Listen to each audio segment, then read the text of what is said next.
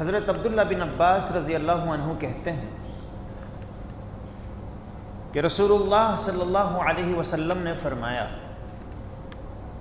طہروا ہذہ الاجساد طہرکم اللہ،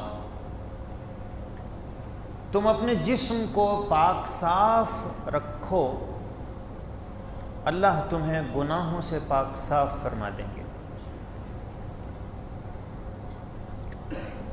اللہ کے نبی صلی اللہ علیہ وسلم فرماتے ہیں فَإِنَّهُ لَيْسَ مِنْ عَبْدٍ يَبِيتُ طَاهِرًا، کہ جب کوئی بندہ وضو کر کے سوتا ہے، سوتے وقت وضو کرتا ہے، إِلَّا بَاتَ مَعَهُ فِي شِعَارِهِ مَلَكٌ،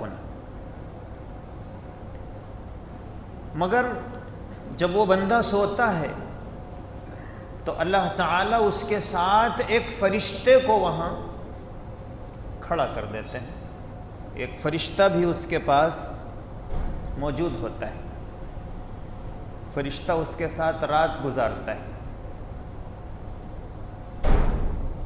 لا ينقلب ساعة من اللیل، اور یہ جو وضو کر کے سویا ہے یہ جب نیند میں کروٹ لیتا ہے الا قال،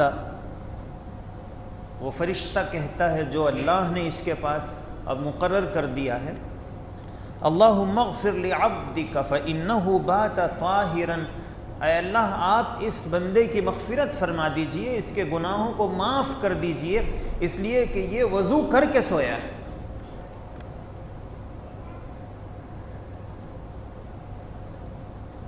تو سونے سے پہلے اگر ہم وضو کر کے سوئیں تو اللہ تعالی ہمارے ساتھ ایک فرشتے کو مقرر کر دیتے ہیں، اور نیند میں پتہ نہیں کتنی مرتبہ ہم کروٹ لیتے ہیں، اور جب بھی کروٹ لیتے ہیں تو فرشتہ ہمارے لیے دعائیں کرتا ہے کہ اللہ اس کے گناہوں کو معاف کر دیجیے۔ اب ظاہر ہے کہ اس فرشتے کو بھیجا کس نے؟ اللہ نے بھیجا ہے، اور یہ جو ڈیوٹی کس نے دی ہے؟ اللہ نے دی ہے۔ اللہ نے اس کو حکم دیا ہے کہ میرا بندہ وہ وضو کر کے سویا ہے، اور جب کبھی وہ کروٹ لے تو تمہیں دعا کرنا ہے، یہ حکم بھی اللہ نے دیا ہے، ورنہ فرشتے تو اپنی مرضی سے کچھ نہیں کرتے ہیں۔ قرآن کریم کہتا ہے کہ یفعلون ما یؤمرون، فرشتوں کو اللہ جو حکم دیتے ہیں فرشتے وہی کرتے ہیں۔ لا یعصون ما امر اللہ، اللہ کے حکم کے خلاف ذرہ برابر نہیں کرتے۔ تو اب یہ جو فرشتہ آیا اپنی مرضی سے نہیں آیا، اللہ نے بھیجا، دعا کر رہا ہے اپنی مرضی سے نہیں کر رہا ہے، اللہ کروا رہے ہیں، اللہ نے کہا تم کرو۔ اب اللہ نے فرشتے کو لگا دیا کہ تم اس کے لیے دعا کرو، تو پھر اللہ اس کی دعا قبول نہیں کریں گے؟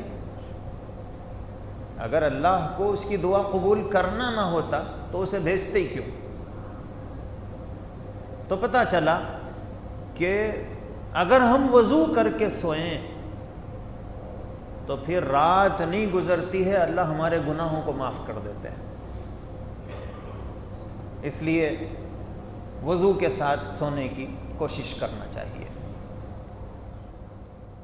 حضرت ابو سعید خدری رضی اللہ